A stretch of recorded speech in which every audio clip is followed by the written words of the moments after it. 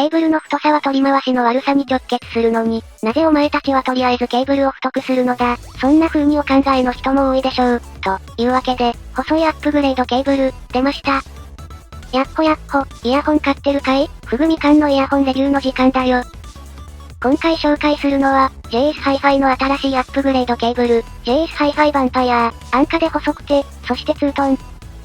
JS Hi-Fi というと、日本 Amazon で安価なイヤホンアップグレードケーブルを探していると、必ず目につくブランドだと思う。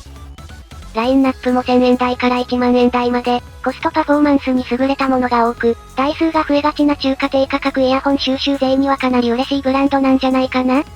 特に、すぐ届いてほしい人には、日本の Amazon で常に最安クラスの価格で洗剤を販売しているので、安定して助かるブランドだ。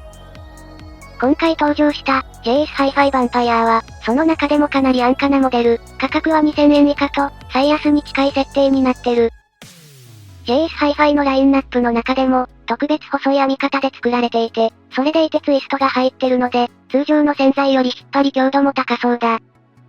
ツートンカラーのケーブルの中身は、銀パクト銅、つまり、いつもの銀メッキ銅と純銅のミックス線。JS Hi-Fi は、銅の細かい種類、無酸素銅とか、単結晶銅とか色々あるんだけど、それを表記することとか、それから、純度。5N とかそういう表記だな。そういうのをちゃんと表記してるケーブルも多いんだけど、今回は低価格モデルなので、純度や洗剤の詳細は非公開、ミックス線であることだけが示されている。ただ、安価かつ非常に細いヴァンパイアは、特にラフに扱うイヤホンと相性が良く、このビジュアルで購入を決意した人も多いはず。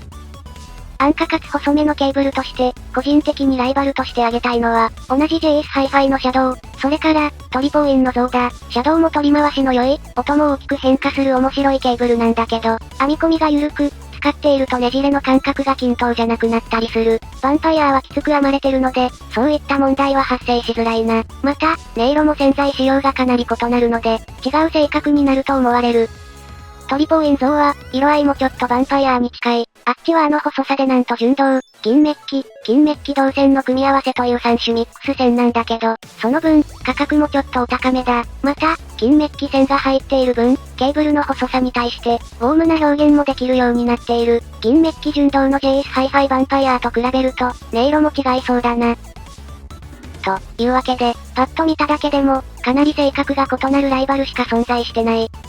強いて言うなら、KZ のアップグレードケーブルなんかが、価格的なライバルになるんだけど、KZ のアップグレード線って、バランス接続を提供しないんだよな。JS Hi-Fi はバリエーションをしっかり揃えてくれる。今回のヴァンパイアも、低価格イヤホンで普及している、QDC2 ピン、幅広く普及している2ピン、そして、MMCX のいつもの2種類のイヤホン端子に対応し、そして、3.5mm、2.5mm、4.4mm のアンバランス接続に対応するぞ。必然的に販売ページの選択で間違えやすくなるので、購入時にはよくオプション内容を確認してから購入するように。取り回しは、もちろん細いケーブルなので抜群に良い。表面のベタつきもなく、ストレスフリーに使えるケーブルだ。Bluetooth DAC アンプとかと組み合わせて、外に気軽に持ち出したくなる質感だな。さて、その音色なんだけど、大体期待値通り。ハキハキなる高音域、太くなりすぎない低音域。ただし、変に強調される感じもなく、取り回しの良さがよく印象に残る。音質的なアップグレードよりも、とにかく感じる扱いやすさが記憶に残るんじゃないかな。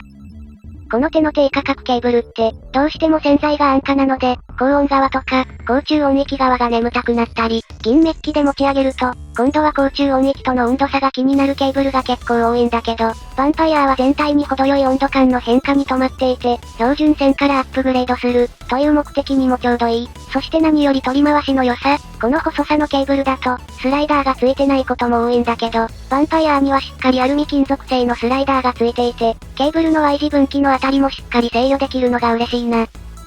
今まで聞いてきたミックス線の中では、ちょっとウォームさが残る感じで、中音域あたりの温かさを保ちつつ、高音低音はそれほど強くない。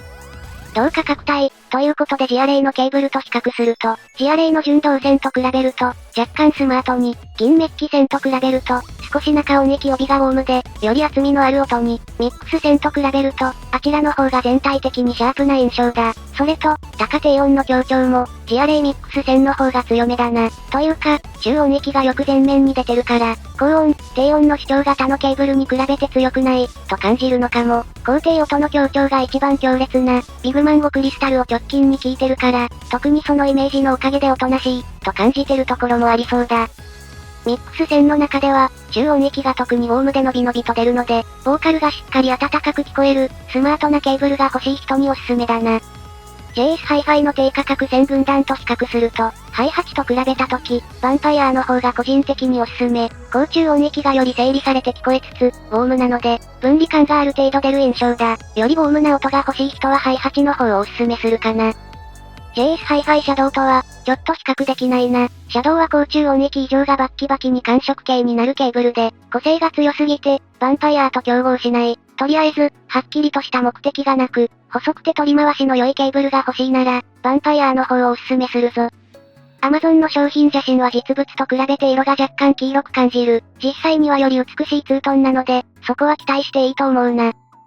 というわけで、ヴァンパイア、取り回しが良く、対応端子も多いので、外でガシガシ使うイヤホンに、ぜひ組み合わせてあげてほしい。タッチノイズも少なく、取り回しも良好なので、きっと愛用できるケーブルになってるはずだ。KZK の標準銀メッキ線よりバランスが良いので、取り回しを犠牲にせず、ちょうどいいケーブルが欲しい人にもおすすめだな。日本国内在庫では、このチャンネルで定番としておすすめしているジアレイシリーズよりも安価なのも、おすすめしやすいポイントだ。また、春のセールで爆発的に流行った、レッド AG と比較しても、メリハリのレッド AG と全体のウォームかつ安定した雰囲気のヴァンパイアで差別化できてる。何より軽くて取り回しが良いのは重要だ。もちろん、音質は大事だけど、同時に快適さがないと嫌になっちゃうと思う。特に、軽くて小さいイヤホンに組み合わせるのに最適で、音色も癖が強すぎない、秀才タイプなので、装着感で使わなくなったイヤホンとか、小さめのイヤホンに組み合わせると、さらにシナジーを発揮するだろう。